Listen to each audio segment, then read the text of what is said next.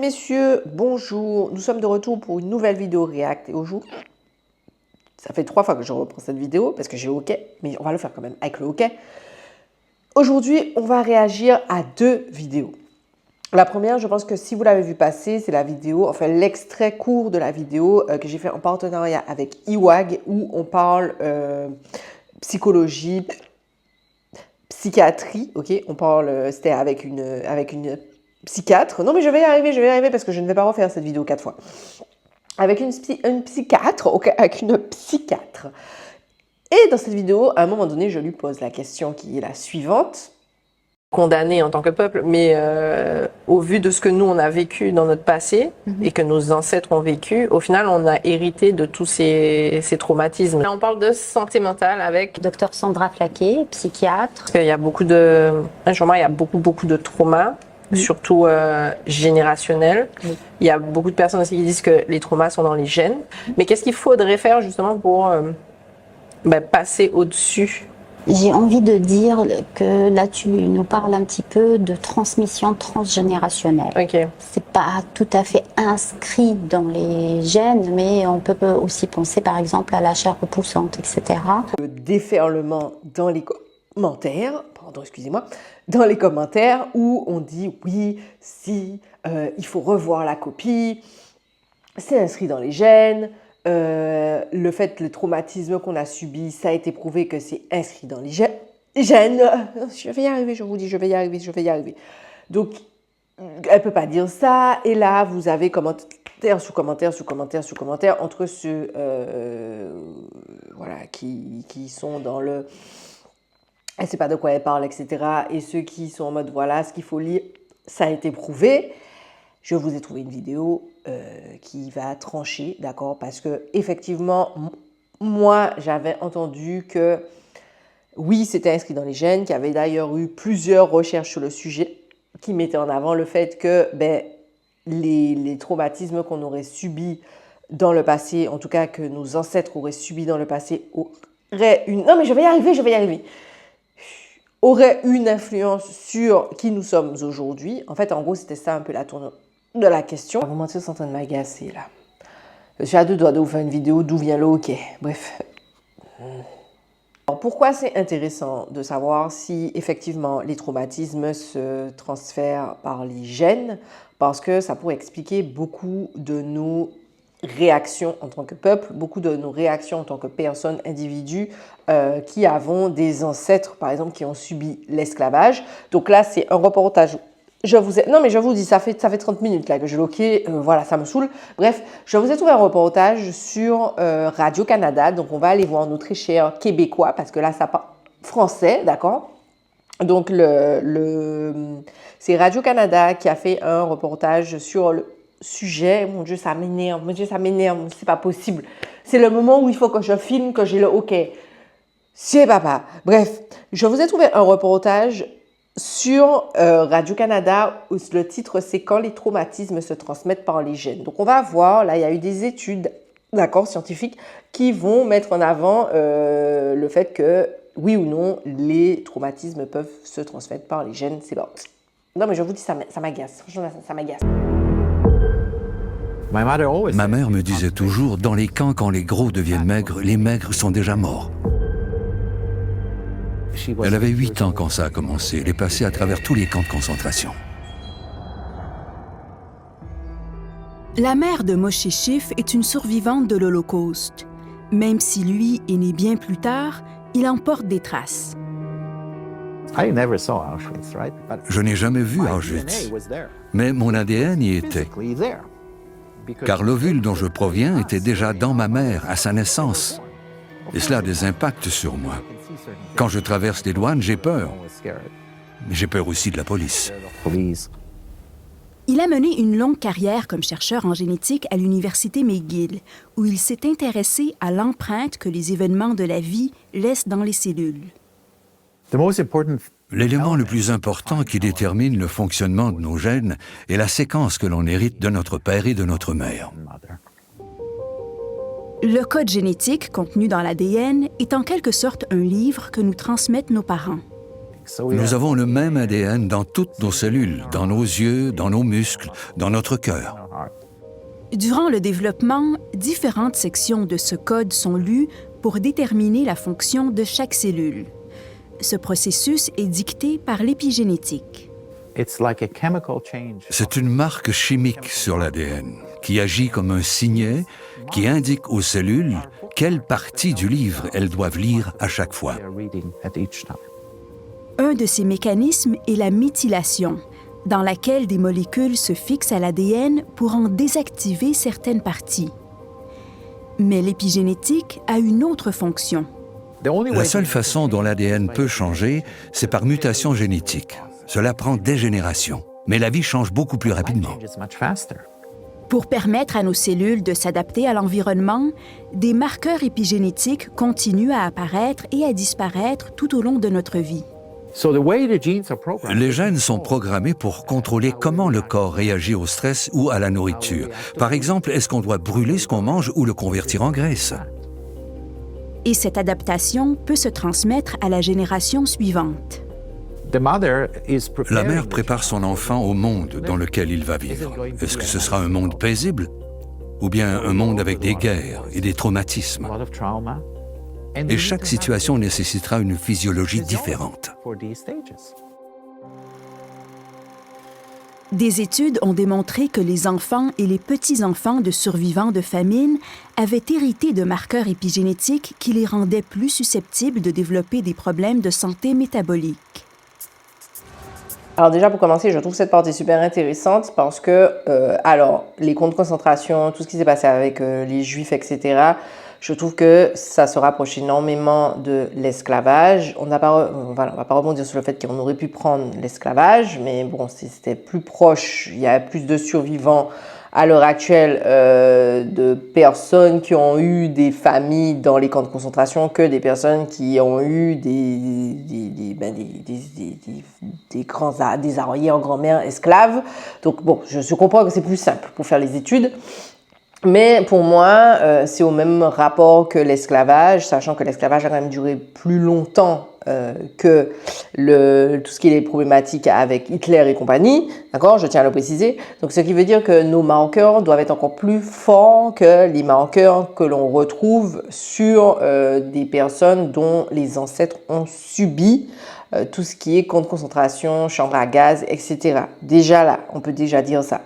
Deuxièmement, c'est intéressant aussi de comprendre que parce que des personnes, là on vous le dit, des personnes qui ont subi la famine, des générations avant, la nouvelle génération va avoir certains marqueurs, on va dire génétiques, où ils vont être plus enclins à avoir des problèmes métaboliques. Donc ça veut dire de l'obésité peut-être, ça veut dire des problématiques de diabète, etc., etc. Vous voyez ce que je veux dire? Donc c'est vraiment intéressant de voir à quel point le passé peut influer sur le présent, d'accord?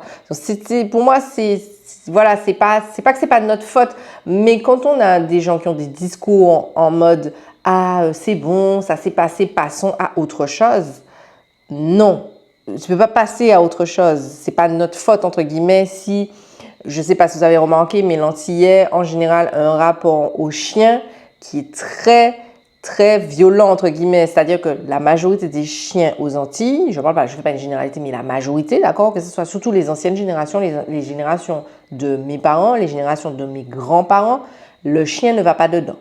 Le chien est attaché dehors. Le chien n'a même pas une niche là, il y a un petit morceau de tôle, d'accord, il est attaché avec salle de chaîne et puis il est là pour faire sonnerie d'alarme. Le chien n'est pas là pour être un chien, il est là pour faire montage de garde, c'est-à-dire pour aboyer s'il y a quelqu'un. C'est tout. Les chiens n'ont pas cette vie luxueuse qu'on peut retrouver dans d'autres pays, même en France, aux États-Unis, même au Canada, où le chien est vraiment un être à part entière qui fait partie de la famille. Pour nous, les Antillais, et encore une fois, je ne peux pas faire de généralité, mais pour la majorité des familles, le chien est un instrument qui va dehors. Ce n'est pas un être à part entière. Et ça pourrait peut-être, la relation qu'on a à ces animaux-là pourrait être liée à des traumatismes qu'on aurait peut-être, que nos ancêtres en tout cas, auraient subis par le passé, c'est-à-dire se faire chasser par les chiens, se faire mordre par les chiens, donc avoir ce rapport à cet animal, d'accord, bien précis, qui ne seraient pas forcément des plus joyeux, on va dire. Et il y a d'autres choses, hein, où on a quand même des traits assez similaires qu'on passe en fait de génération en génération, et des fois on ne se rend pas compte, mais qui peuvent être en fait porter préjudice au développement et à nous laisser dans cette situation, dans cet état en fait qui ne nous permet pas d'évoluer. Qu'en est-il des effets psychologiques?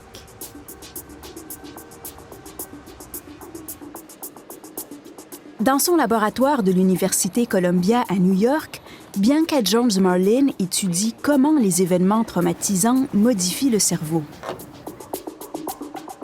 Peux-tu en verser un peu pour leur faire sentir?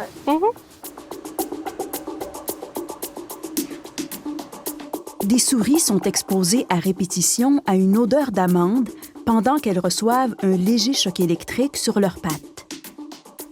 Elles se souviennent de l'odeur et que cette odeur annonce le choc électrique. Donc elles apprennent que l'odeur prédit le choc. Par la suite, la chercheuse et son équipe observent leurs neurones.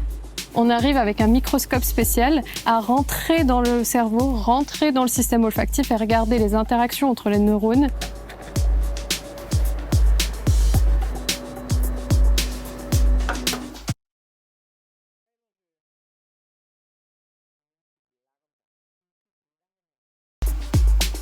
Résultat, les souris ont développé de nouveaux neurones olfactifs spécifiquement dédiés à reconnaître l'odeur associée au danger. Ça modifie la zone olfactive du cerveau. Nous sommes les premiers à démontrer qu'au fur et à mesure que les neurones se développent, il y a un message qui leur est envoyé. Et un neurone qui était censé reconnaître l'odeur de menthe, par exemple, modifie son développement pour reconnaître l'odeur d'amande.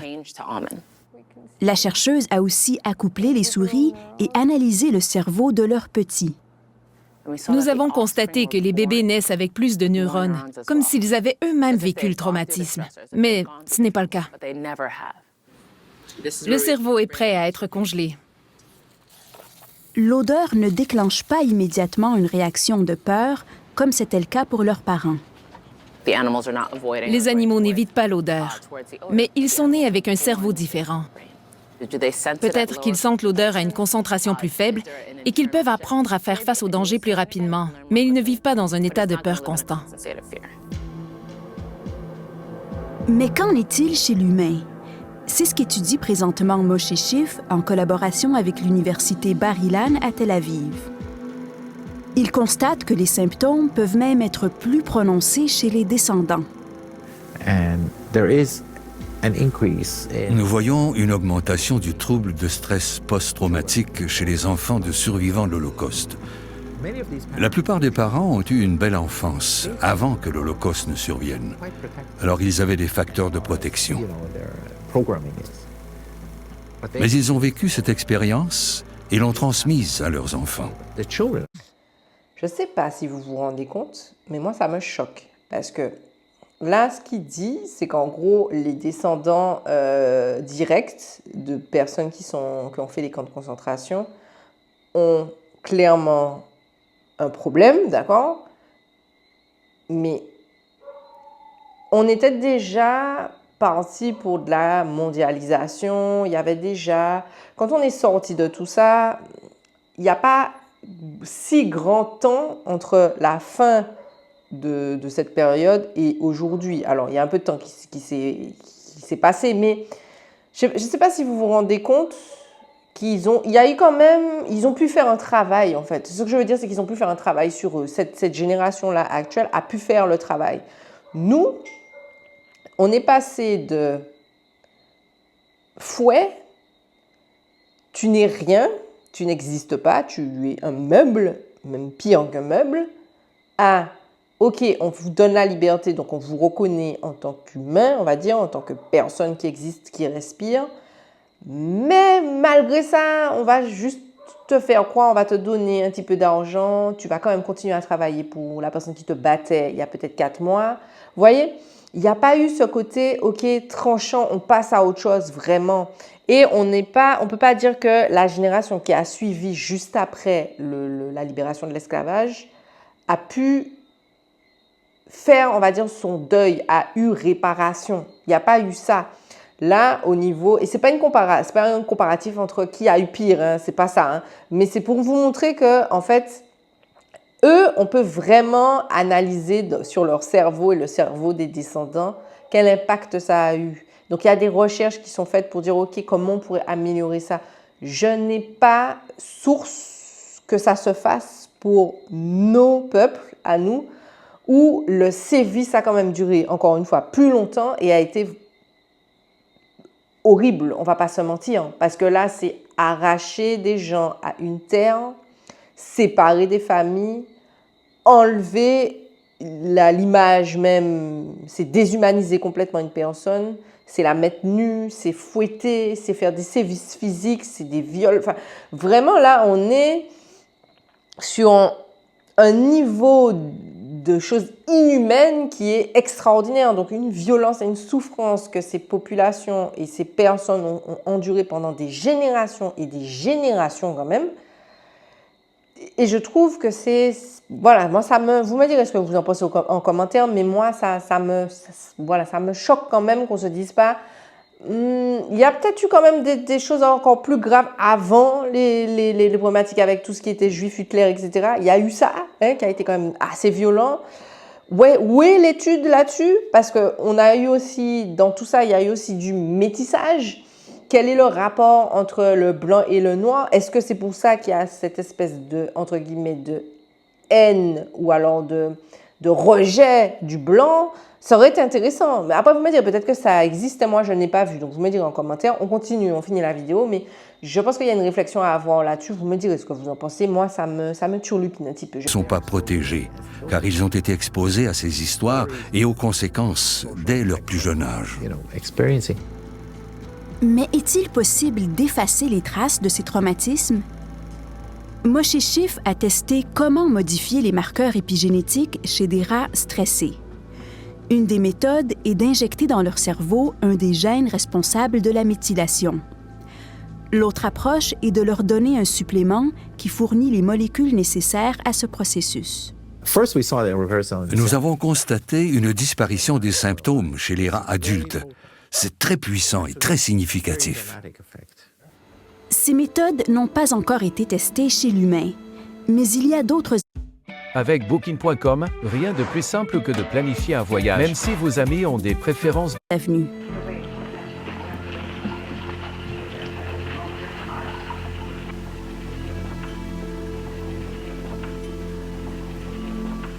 L'impact intergénérationnel des traumatismes est un sujet qu'Amy Bombay connaît de très près. Mes deux grands-parents paternels et mon oncle ont fréquenté les pensionnats autochtones. La communauté a été très touchée. La chercheuse s'intéresse particulièrement à l'influence du milieu social sur les effets épigénétiques. Nos gènes ne sont pas notre destin et ils peuvent être activés ou désactivés par l'environnement. Si nous remplaçons ces milieux traumatiques par des milieux sains, on peut promouvoir l'expression de gènes qui protègent contre les impacts négatifs. Elle a développé un programme d'éducation sur le sujet en collaboration avec des organisations autochtones. Les membres des Premières Nations sont des experts en traumatisme. Nous le comprenons très bien car nous avons tous enduré la colonisation, l'oppression et le racisme. Mais nous avons aussi les connaissances et l'expertise pour trouver des solutions. Fait inusité, le savoir autochtone traditionnel comprend des notions d'épigénétique. Dans notre langue, on parle de semences, de vie sacrée. Cela exprime que l'ADN n'est pas qu'une brindille qui porte la vie et que même si le traumatisme se transmet d'une génération à l'autre, notre esprit et notre force se transmettent aussi. Le traumatisme n'est pas un héritage permanent. Amy Bombay souhaite que cette collaboration débouche sur des projets de recherche menés par les Premières Nations. Mais de mieux comprendre ce phénomène fait déjà une différence pour les descendants. Quand j'en parle, des gens viennent souvent me dire que ça a allumé une ampoule dans leur tête. et qu'ils ont pu mieux comprendre leurs problèmes personnels, mais aussi ceux de leur famille et de leur communauté. Comprendre cette histoire favorise la guérison. Ça diminue le sentiment de honte et de blâme envers soi. Car les recherches sur la transmission épigénétique des traumatismes démontrent que l'histoire que nous transmettent nos parents n'a jamais fini d'être écrite. Je crois que j'ai certains facteurs de risque, mais j'ai aussi hérité de facteurs positifs, comme la grande résilience de mon père. Je suis certain que cela s'est transmis à mes enfants. Mais la science nous enseigne que nous pouvons développer des façons d'atténuer ces effets. La façon dont on se traite les uns les autres n'affecte pas qu'une seule interaction. Ça peut changer des générations, ça peut changer des sociétés, et donc ça peut changer le monde. Bon, c'est pas une vidéo très longue, c'est pas une vidéo bien complexe, c'est une vidéo vraiment qui va au but. En fait, je pense que c'est une vidéo qui permet aussi la réflexion et qui pousse à se remettre aussi en question. Parce qu'en ce moment, avec tout ce qui est le combat de vie chère, tout ce qui est, oui, il y a beaucoup de bruit, un peu de couloir d'indépendance, d'autonomie, où est-ce qu'on va, on peut faire ci, on peut faire ça. Est-ce qu'on peut vraiment avancer avec le passé que l'on a? Est-ce que ce ne serait pas bien aussi à un moment donné de se dire quelles seraient les clés pour pouvoir mieux avancer en tant que peuple qui a quand même souffert et qui continue à tous les jours, entre guillemets, à avoir des anciens, on va dire, esclavagistes qui sont toujours présents sur l'île, qui continuent à la plupart employer aussi. Quel est notre rapport par rapport à ça? C'est un peu comme si demain, on venait à travailler avec des personnes qui auraient violé, frappé, tabassé, tué notre arrière-grand-père. Comment on se sentirait face à ces personnes-là? Est-ce qu'il n'y a pas un sentiment de rage? Est-ce que c'est pas... Vous voyez ce que je veux dire? Est-ce qu'on peut vraiment dire on passe à autre chose, c'est bon, on avance, tant qu'on n'a pas réglé cette problématique-là? Parce que même s'il y en a qui vont dire « Ah, moi, je m'en fous », mais comme on vient de le voir, en fait, c'est inscrit quelque part dans notre génome. Et la santé mentale, le fait d'aller en parler, le fait d'être en connexion aussi avec ses émotions, avec ce qu'on ressent, c'est encore assez tabou sur nos îles. Alors que je pense que c'est vraiment l'une des choses qui va nous permettre peut-être d'avancer et d'arriver à un point où on veut arriver. Parce qu'aujourd'hui, si vous remarquez bien, notre société est encore bâtie et construite sur les mêmes règles qu'au temps de l'esclavage. C'est-à-dire qu'on continue à se faire couillonner, on va dire, par une certaine clique, d'accord, pour ne pas nommer qui que ce soit. Et on continue d'accepter jusqu'au moment où je pense qu'on n'acceptera plus, puisque nos ancêtres n'ont pas accepté. Non, à un moment donné, ils ont dit ça suffit. Mais on est quand même dans un schéma de résilience. Et je ne sais pas, ça peut expliquer aussi pourquoi on a quand même un taux d'obésité qui est de plus en plus grandissant. Alors oui, c'est sûr qu'on mange des cochonneries, je ne vous dis pas le contraire, mais je pense que dans nos gènes, il y a peut-être une prédisposition sur certaines choses. L'hypertension, le diabète, vous voyez ce que je veux dire? Certains cancers aussi, il y a une prédisposition qui sont inscrits dans les gènes.